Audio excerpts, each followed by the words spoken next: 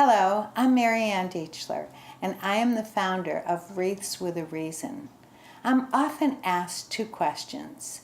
The first one is, how did you get into this? And the second one is, why did you choose to support Operation Underground Railroad? I think God was preparing me long before I made my first wreath. I was in a used bookstore, just browsing, not looking for anything in particular, and I came across a book on the Underground Railroad of the 1800s. The stories in this book were heart-wrenching, and I was left with a gnawing doubt. What would I have done if I lived in that era? My ideal self likes to think I would have been an abolitionist. I would have joined the Underground Railroad movement. But then reality kicks in, and I think, well, I'm white, I live in the North, and I wouldn't have been directly affected by slavery. So chances are, I would have done nothing. But I was left with that gnawing doubt. It never left me. So when I heard about a new Underground Railroad with modern-day abolitionists who rescue innocent children from sex trafficking, my interest was piqued. When I look back, I think God was giving me a 21st century opportunity to become an abolitionist. But I didn't have a clue where to start. I'm certainly not rescue material. What could I do? So I started supporting them monthly. But for some reason, that just didn't feel like enough. I wanted to do more. One day I was working in a little craft room that I have. I was making a wreath for my front door. My girlfriend came over and looked at the wreath and said, "Oh, I love that. Will you make one for me?" That's when lightning struck. I thought, I can use my God-given gift of creativity. Of course, I had to hone it a little and make wreaths. And instead of people paying me for the wreaths, they could send the money to the Underground Railroad.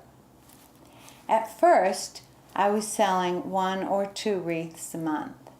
And then my daughter got me involved with social media, and orders started to come in. And I wasn't sure what to do about it. And that's when my first volunteer showed up. After that, many others have offered to help, using the gifts that God has given them to help support our cause. The ones you'll meet are my wreath makers, but there are other people who work behind the scenes helping us with our cause. Some scout tag sales and consignment shops and buy us products that we can recycle, and they use their own money to do this. Another person knits hats that we use on our little snowmen that we make for the wintertime. She makes beautiful hats and scarves and mittens for these snowmen. Someone else will take the used wreaths that we get and strip them, getting them ready for Act 2. As a result of all our efforts, not just mine, but of all the volunteers who have helped me, we have sent the Underground Railroad over $25,000, and our numbers increase every month. Of the many organizations we could choose to support, I chose Operation Underground Railroad, mainly because of the founder, Tim Ballard. Tim had worked in Homeland Security for over a decade, rescuing children from sex trafficking. But he knew that if he could start his own nonprofit, he would be able to leave red tape behind and rescue many more children. Aside from his experience, Tim was well connected. He has attracted the best of the best. His rescue team members include former Navy SEALs, FBI, CIA, and law enforcement. These dedicated men and women draw from their deep wells of experience to get the job done. They know how to do it right. So that's another reason I chose to support Tim and his organization.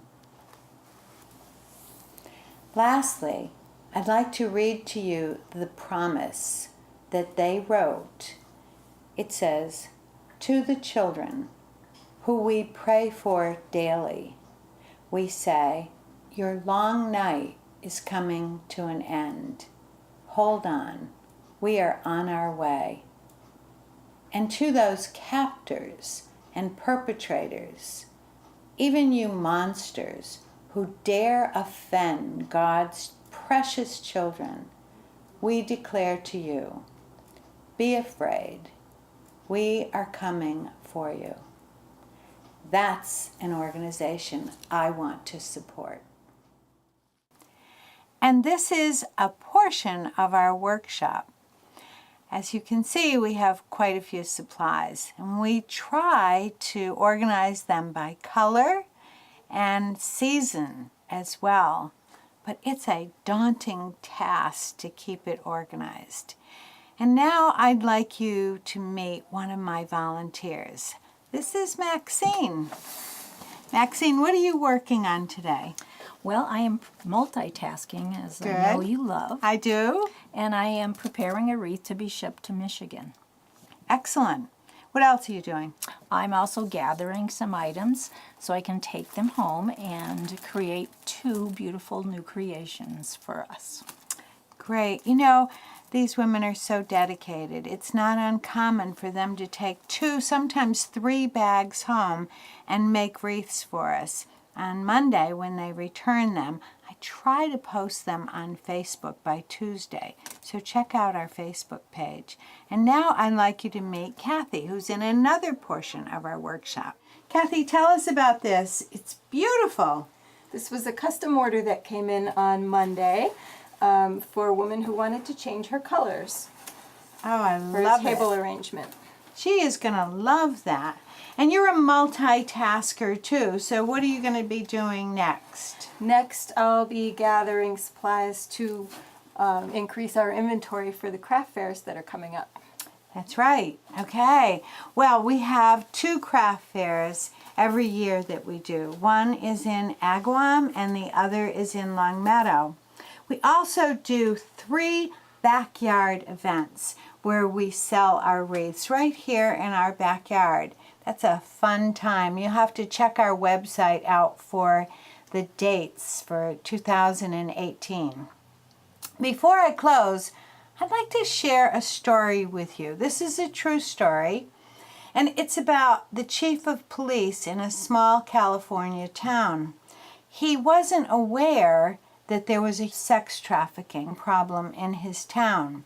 So when the founder of Operation Underground Railroad approached him and asked if he would like his department to be equipped with tools to find traffickers, his response was, "No, we don't have that kind of problem around here." Tim said, "Give me 2 hours." He didn't need 2 hours because in 15 minutes he found 60 predators looking for children, some as young as 9 years old. It's happening. It's happening in America. Fortunately, in 2 months, they were able to arrest 40 of those predators. So if you happen to be like us and you want to do something about the horrific problem of sex trafficking, you can help us in 3 ways. One is obvious. You can buy one of our beautiful arrangements or a wreath. Come to our backyard event, go on Facebook, go on our website, or give me a call. Another is you can follow us on Facebook, but more than that, you can share it with your friends. Now, if you find yourself back where I was in 2014, wanting to do something about a problem that is close to your heart, but you're not sure what to do. Do something. Take action. With us, we have started this small business and it has grown one wreath at a time. Thank you for listening.